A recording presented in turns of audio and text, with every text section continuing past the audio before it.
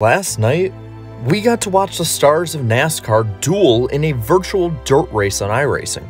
The virtual Dirt Bristol put on a pretty nice show, and while William Byron ran away with the win, throughout the pack there was tons of side-by-side and three-wide racing.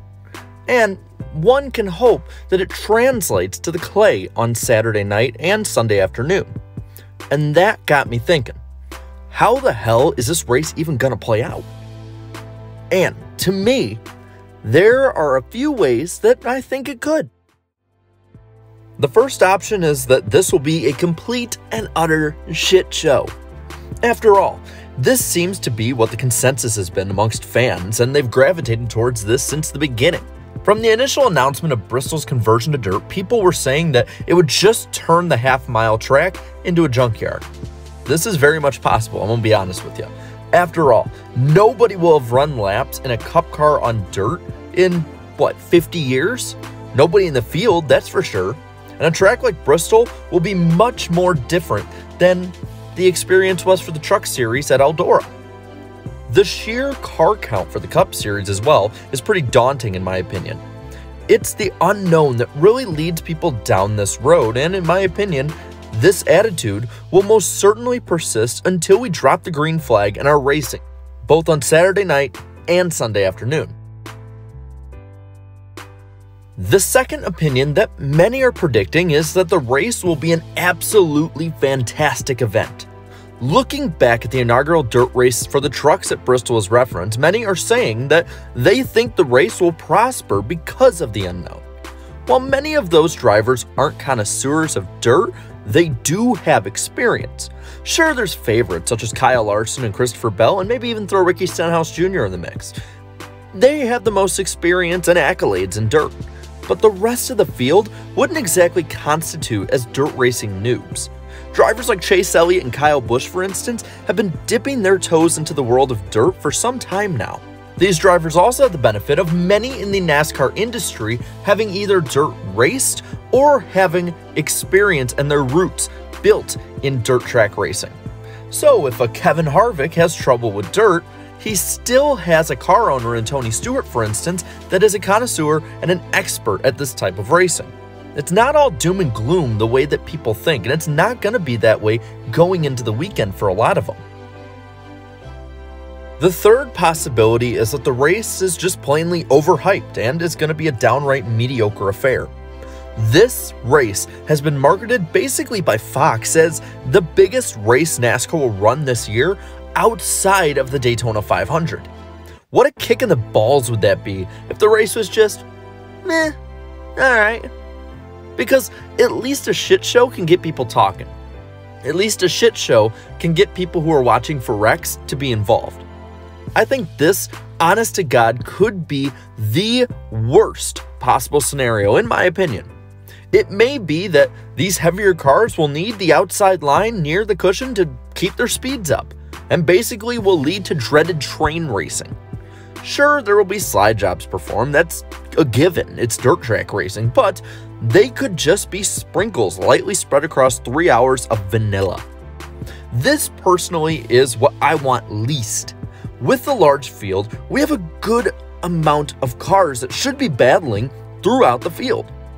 Plus, the lap traffic should be a good obstacle course for the leaders to go through and add intrigue. While possible, I do think that this mediocre approach that the race will have is probably the least likely possibility. Or at least I hope so. Now, another possibility is that we see something that looks like the show that was put on by the Pro Invitational Series last night. A few drivers being head and shoulders above the rest, and a good amount of beating and banging throughout the pack. iRacing, for the most part, can be a good representation of reality.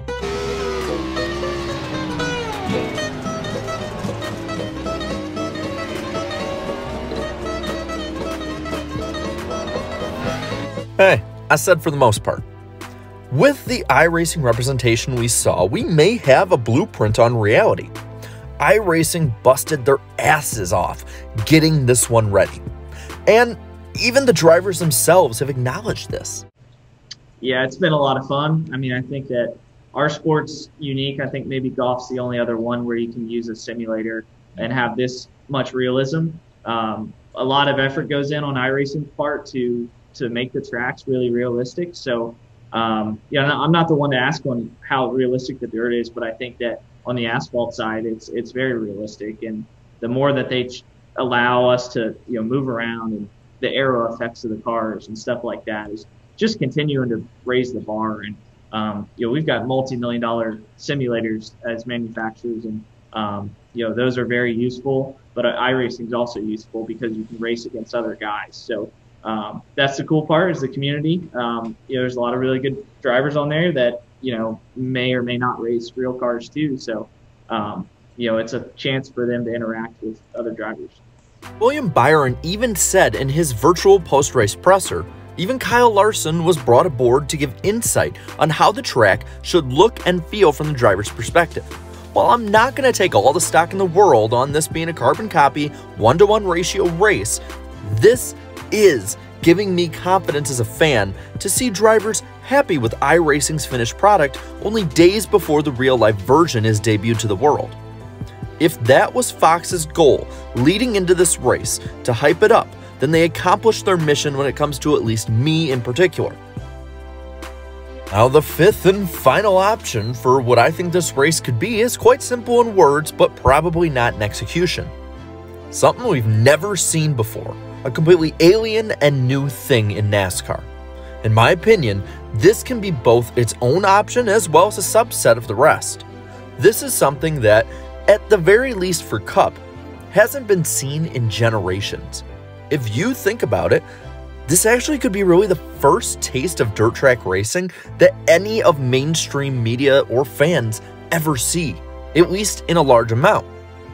So this race, in my opinion, is huge on many levels, maybe even transcending past NASCAR itself and into the rest of the racing world. And it most certainly will be different. It's just a matter of if it's a good different. As for me, I admit I have my questions about this race, but I'm eager to see it. It's important to note, though, that as of writing this video, the forecasts for weather have it as a 60+% chance of thunderstorms on both days. So we may either see racing to the rain or possibly prime time Monday night NASCAR. But I think that this race overall, if you're going to rate it, will probably be a solid 6 to 8 out of 10. It'll be good, probably not great, but it has the possibility to. There may be some very dominant drivers, but if this race is anything like the rest of the 2021 season, especially for Cup, it should teach us that we need to expect the unexpected and not just crown somebody the winner. I mean, just look at the monumental choke job that Kyle Larson had this last week at Atlanta. That could very well occur again.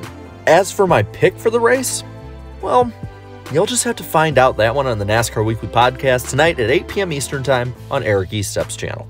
Until then, I want to see what you think in the comments down below.